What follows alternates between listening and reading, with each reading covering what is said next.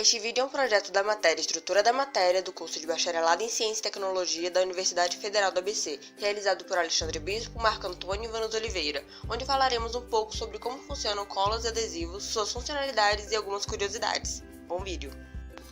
Colas adesivos estão presentes no nosso dia a dia e às vezes nem percebemos. Estão na cola do sapato, na emenda da fiação, nas etiquetas de identificação e em muitos outros lugares que nem imaginamos. Mas afinal, do que as colas são feitas? O que exatamente faz com que as coisas grudem? Para que tanta cola?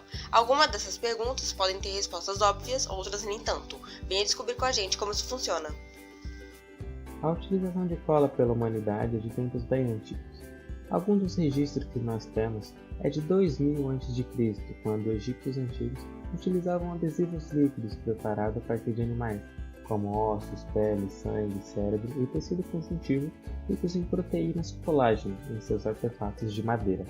Ou em aproximadamente 8.000 anos, onde em cavernas próximas ao Mar Morto foram encontradas a utilização de colas para unir peças de arcos de madeira e outros utensílios de ossos. A substância encontrada na caverna também servia para proteger cestos de cordas quanto à umidade da água. Apesar da utilização da cola datar de milhares de anos atrás, suas maiores descobertas foram feitas nos últimos 100 anos com o desenvolvimento da química, mais especificamente com as descobertas das forças. As forças coesivas e adesivas são as forças que possibilitam que a cola seja funcional. Para que a cola seja efetiva, ela deve executar dois fatores: colar o material que se deseja colar e colar a si mesma. Podemos imaginar como um sanduíche, onde as fatias são o material a ser colado e a geleia a cola. A geleia tende a colar a superfície do pão a si, mas para que tudo permaneça junto, a geleia não deveria se partir. As forças que colam a geleia no pão são chamadas de forças adesivas, e as forças que residem na própria geleia de forças coesivas. E as forças de Van der Waals são as forças de atração e repulsão entre as moléculas. Este fluxograma nos ajuda a diferenciar os tipos de ligações. Se não existem íons envolvidos na interação e nem moléculas polares, estamos falando de uma ligação de polo induzida, mas caso elas estejam lá e não estiverem ligadas a algum dos fons, é uma ligação de polo, e se houver algum fon, é uma ligação de hidrogênio. Agora, se houver íons envolvidos em moléculas polares, é uma ligação íon-dipolo, mas se as moléculas forem apolares, trata-se de uma ligação iônica. Dipolo induzida, dipolo-dipolo e ligação de hidrogênio são ligações ou forças que pertencem às forças de Van der Waals. Interação entre íons e moléculas com dipolo permanente. Muitas moléculas são polares como resultado da polaridade de suas ligações individuais e de suas geometrias. Conceitualmente, podemos visualizar moléculas polares com extremidades positivas e negativas. Quando uma molécula polar, como a água, encontra um composto iônico, a extremidade negativa do dipolo é atraída para o cátion e a extremidade positiva do dipolo é atraída para o ânion. As forças de atração entre um íon e as moléculas polares, forças íon-dipolo, são menos intensas que as relacionadas às atrações íon-íon, mas são mais intensas que outros tipos de forças entre moléculas. Podemos avaliar as atrações íon-dipolo com base na lei de Coulomb, a qual estabelece que as forças de atração entre dois objetos pode ser dado por essa forma. Portanto, quando uma molécula polar encontra um íon, as forças de atração dependem de três fatores: a distância entre o íon e o dipolo, quanto mais próximos eles estiverem, mais forte será a atração; a carga do íon, quanto maior a carga do íon, mais forte será a atração; e a magnitude do dipolo, quanto maior a magnitude do dipolo, mais forte será a atração.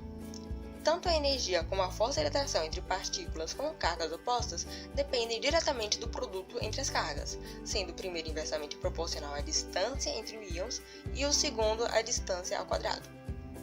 Ligação de hidrogênio. Das forças de Van der Waals são as ligações mais fortes e atuam semelhantes a ligações de polo-dipolo. Entretanto, para que ela ocorra, o hidrogênio deve estar ligado a algum fon: flúor, oxigênio e nitrogênio, os elementos mais eletronegativos da tabela periódica que possibilitam a formação dos polos na molécula, com o hidrogênio formando o polo positivo e os fons o polo negativo. Outra importante característica das ligações de hidrogênio são os altos pontos de ebulição formados, ou seja, as moléculas com esse tipo de ligação requerem altas temperaturas para serem quebradas. Vale notar também que quanto maior for a massa molar da molécula, mais forte é a ligação de hidrogênio e maior será o ponto de ebulição, o que justifica moléculas com esse tipo de ligação terem pontos de ebulição diferentes entre si. Com o aumento dessas forças, pode-se gerar certas propriedades físicas, tais como a viscosidade. Um líquido flui do deslizamento de moléculas sobre outro. A viscosidade é a propriedade física que caracteriza a resistência de um fluido ao escoamento. A capilaridade é a tendência que algumas substâncias apresentam de subirem ou descerem em paredes de tubos pequenos, tubos capilares, ou de se deslocarem por curtos espaços existentes em materiais porosos, como tecido de algodão ou esponjas. E a tensão superficial, que se caracteriza pela formação de uma espécie de membrana elástica em suas extremidades, ou superfície.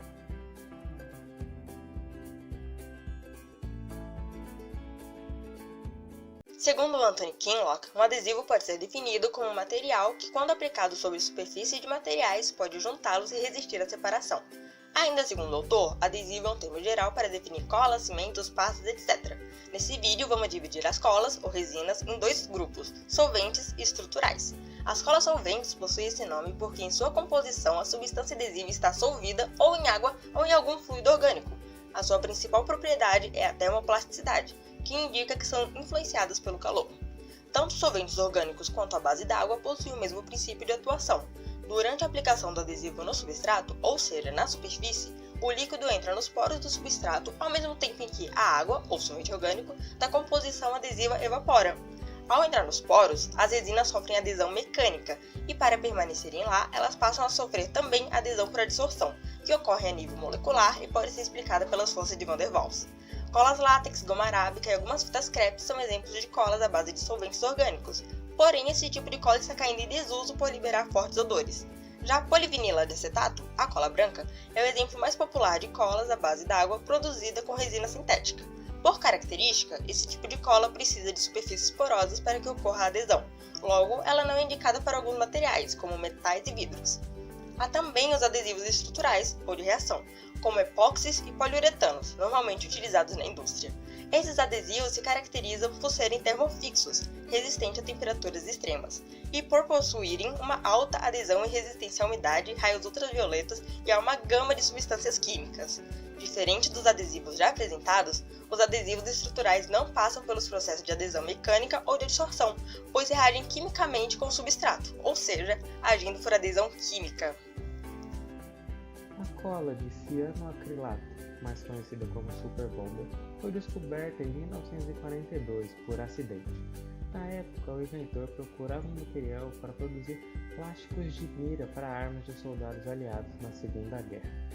Como ela não cumpria com sua funcionalidade, foi descartada.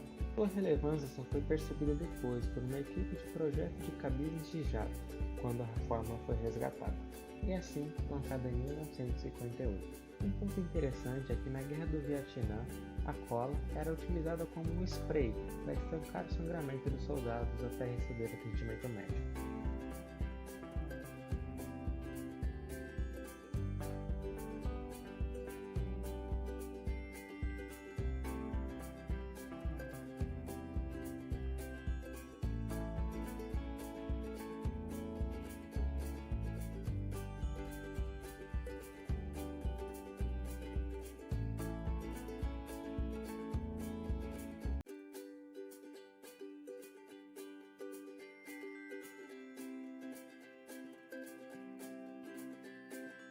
E é isso, pessoal. A gente fica por aqui. Obrigado por ter assistido. Tchau, tchau.